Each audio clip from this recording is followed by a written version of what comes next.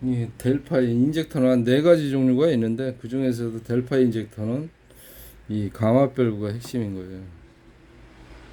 이것이. 그리고 지금 문제가 되는 거는 이 감압 밸브가 돌질 안 해가지고 많이 달아서 잘 움직이네. 감압 밸브 고착이 오고 노즐이 니들에서 움직이지를 못한다는 거지. 고착으로.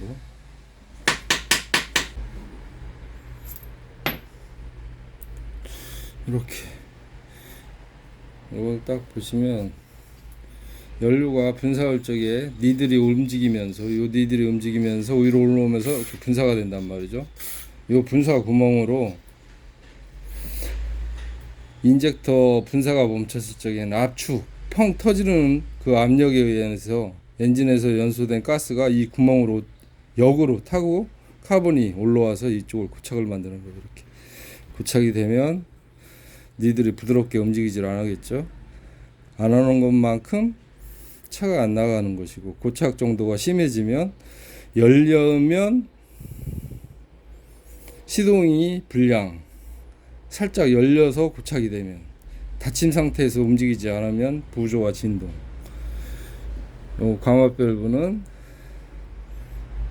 요 부분이 마모가 심하게 일어나면 백리크량 과다로 인젝트 이 감압 밸브를 교환해야 되고, 우리가 요 감압 밸브 다른 현상은 어떻게 보냐면 시내에서는 못 느끼는데 장거리 뛰다 보면 고속도로에서 예를 들어서 뭐 90km, 100km 쭉 밟고 가는데 언덕을 만나면 힘이 천천히 떨어져 버린다 할 적에는 이 백리크 여기가 많이 닿아서 백리크 과다로 인해 연료 온도가 상승하면, 연료 온도가 일정 상승하게 되면 엔진은 이슈에서는 출력을 제한해서 속도를 천천히 떨어뜨리는 거예요. 그러니까 델파이 인젝터에서는 핵심은 뭐다? 감압 밸브, 니들과 노즐이다. 여덟만 잘 깨끗하게 부드럽게 돌아들 작동하게 만들어주기만 하면 고장은 날 수가 없다는 것. 몇만 킬로에 한 번씩 하면 좋은 거예요? 이거는 보통 10만 킬로예요. 주기가 10만 킬로마다 하면은 거의 폐차할 때까지 타는 거예요? 거의 그렇다고 봐야죠. 현대에서 하는 그 클리닝은 이렇게 할 수가 없겠네요, 구조가. 이걸 탈거하지도 않고 하는 거니까 뭐 굳이 그걸 정비라고 해야 되나? 정비라고 할 필요가 없죠. 괜히 그거는 잠자는 사자 코털 건드려 가지고 고장을 키우는 방식이죠. 차라리 현대에서 할 거면 그냥 교체 받는 게 정답이네요. 새 거로 교체. 새거로 교체.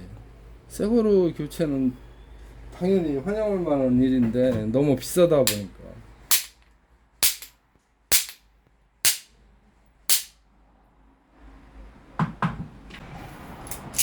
이런 고착도, 인젝터의 고착도 엔진 오일을 잘 갈았냐 안 갈았냐에 따라서 내가 뜯어보니까 상당히 심하게 나타나더라고요.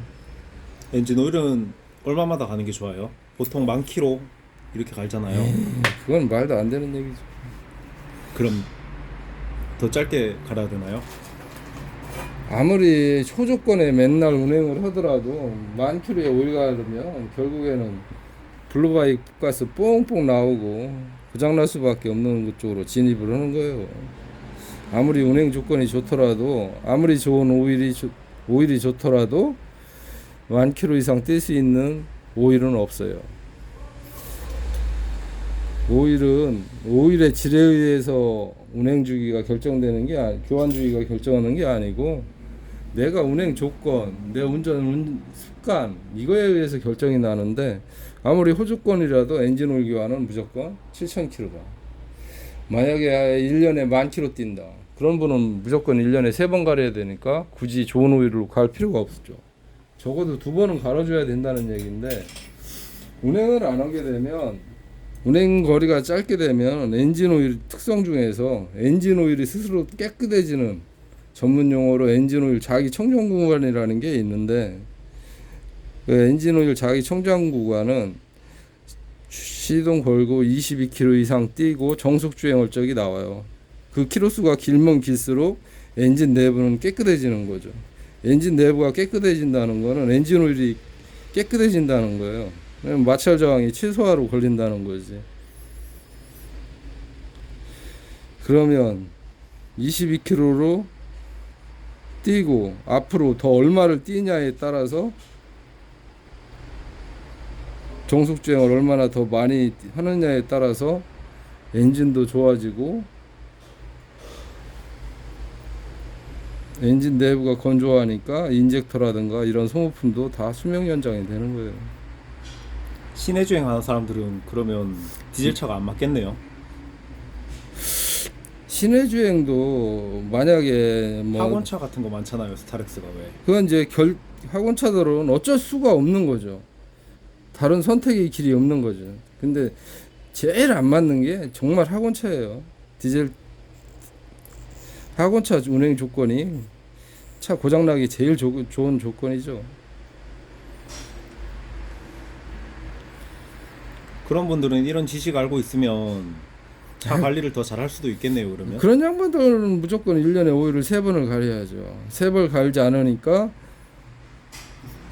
동아시아 누설이 빨리 찾아오고, 예전 스타렉스 초창기 것들은 엄청나게 엔진 보링과 터보를 많이 했죠. 뭐 6, 7만 킬로 뛴 차들도 그런 엄청난 뭐 터보 나가고